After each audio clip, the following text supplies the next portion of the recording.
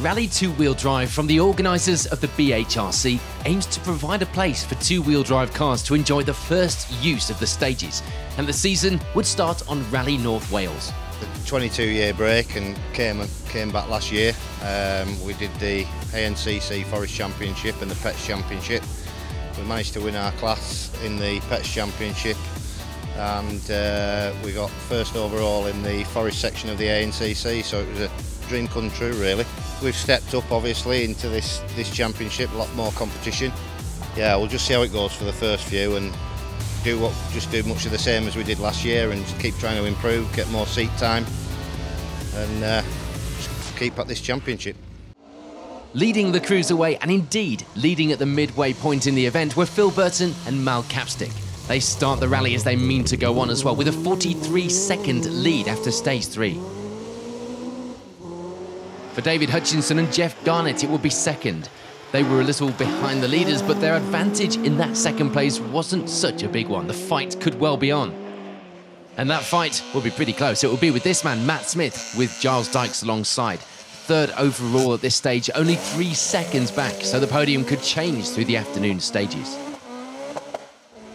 For Mike Wolf and Mark Twiname, it will be fourth. They'd be around a minute from the podium places, but putting in some good times. As well as the modern crews, there will be some interest from some of the historic cars as well. Bob Bean and Miles Cartwright will be leading the historic crews at this stage in 5th. And they'd be closely followed by Stuart and Linda Carris. 6th place overall, just 5 seconds back from Bean after 3 stages. Sam Billum and Eddie Lewis would swap Sam's Fiesta from last season for a Vauxhall Adam on this event.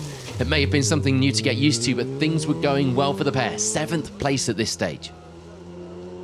And also out in something new, it would be the Opel Manta for David Dobson and Steve Pugh. Most often seen in an Escort, of course, but the pair out in something different for this opening round and lying in 8th place. For Mal Bayliss and Siobhan Pugh, it would be 9th. Just over a minute back from Dobson, but not looking like they'd have any challenge from behind either. And in that chasing position behind were Chris Shaw and Jan Griffiths, themselves almost a minute back from Bayliss, but they'd be trying right to the finish. As always, a bit of attrition to throw into the mix, the rally claiming its first crew, Ian Newton and Ian Jones stopping in the second stage of the day.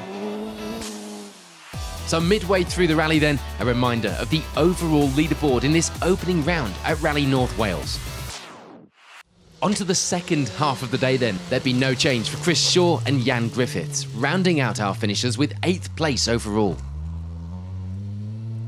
And there wouldn't be any change in the results for Mal Bayliss and Siobhan Pugh either.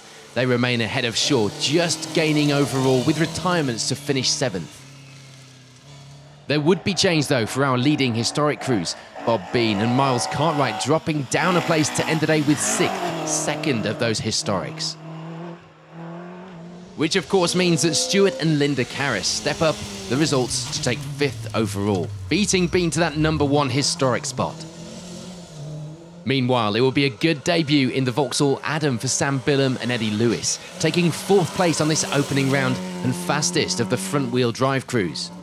Onto the podium places then, and it would be 3rd for Mike Wolf and Mark Twiname. A good start to the season for the BMW pair, but a few setup issues would need to be looked at ahead of the next round.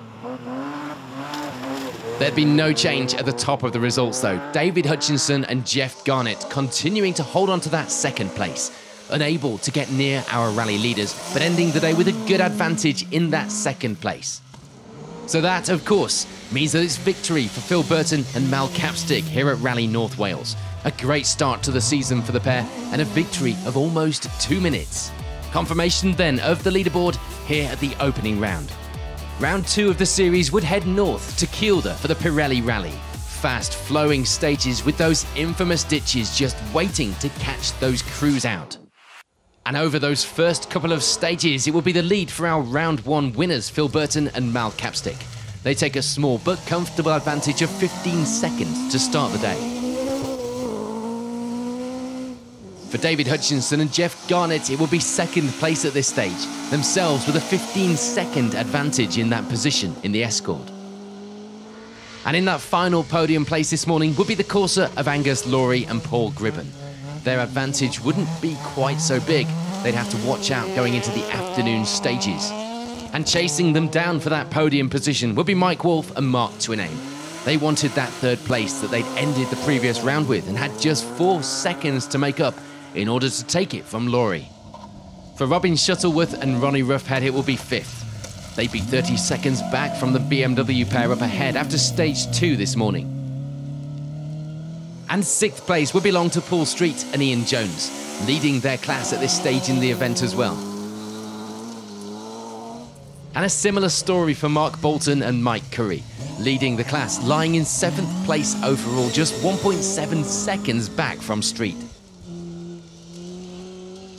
David Dobson and Steve Pugh bring the Manta out again, hoping to put their round 1 retirement behind them and get to the finish, lying in 8th place after stage 2. Stuart and Linda Karras hadn't made the start that they'd wanted to, or the one that they did on round 1, lying in 9th place. But the competition at this round was good. They were only 6 seconds back from Dobson as well, so it could still be on for the afternoon. And rounding out the top 10 would be the Porsche pairing of Ricky Profit and Graham Wild, leading the way in the Cat 1 historic cruise in the championship as well. Second of those crews were Bob Bean and Miles Cartwright, 14 seconds back, but clearly trying on the stages this morning. For Paul Mankin and Desmond Bell, it will be a further 41 seconds back on the overall times, in 12th place in the Cortina.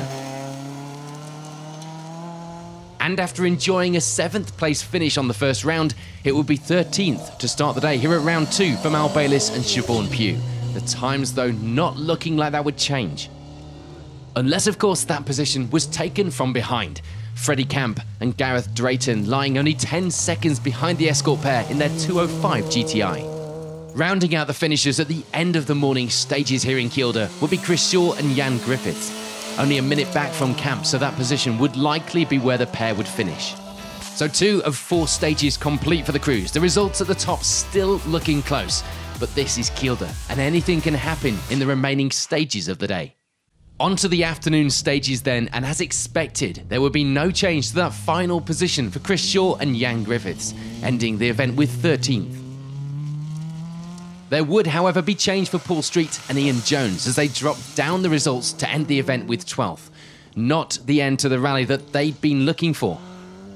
The loss of a couple of crews had, of course, given others a few places on the results, and it would be an 11th place finish for Freddie Camp and Gareth Drayton in the 205 this weekend. There's change to the top 10 though, as Paul Mankin and Desmond Bell end the rally with that 10th spot. Bob Bean and Miles Cartwright managing to hold the similar Cortina behind them to take 9th at the end of the event. Another good finish for the pair this season. And Ricky Profit and Graham Wild keep hold of that Category 1 lead in the rally, taking the victory there by just over half a minute by the end of the day. It hadn't been the strongest of starts, but it was a good finish for Stuart and Linda Karras. Not quite their result from round 1, but some good points and a good fight with the competition this weekend. They'd be beaten to that class victory by Robin Shuttleworth and Ronnie Roughhead. Sadly, they dropped down the results overall very slightly though, into 6th place. With the retirement of round 1 behind them, it will be a great end to the event for David Dobson and Steve Pugh, bringing the Manta home in 5th place overall. Frustratingly, it wouldn't quite be the podium this weekend for Mike Wolf and Mark Twiname. They have to settle for 4th, but still a good haul of points from round 2 and still feeling that there was more to come from the car. We move on to those podium positions then, and it would be 3rd for Angus Laurie and Paul Gribben, the Corsa pair ending the rally with that 3rd place that they'd held this morning. And indeed, the remainder of the podium wouldn't change either. David Hutchinson and Jeff Garnett ending the event 2nd, unable to advance on that winning position up ahead. So of course that means it's victory once again, back-to-back for Phil Burton and Mal Capstick. 2 wins from 2 rallies so far this season, and of course that puts them in a good position as far as the championship standings are concerned. So confirmation then of the results here at the Pirelli Rally. Next up, the crews face a similar challenge as the championship remains north for the Carlisle Stages Rally in June. Keep an eye on our social media for all of the action from that event. In the meantime, thank you for watching Special Stage.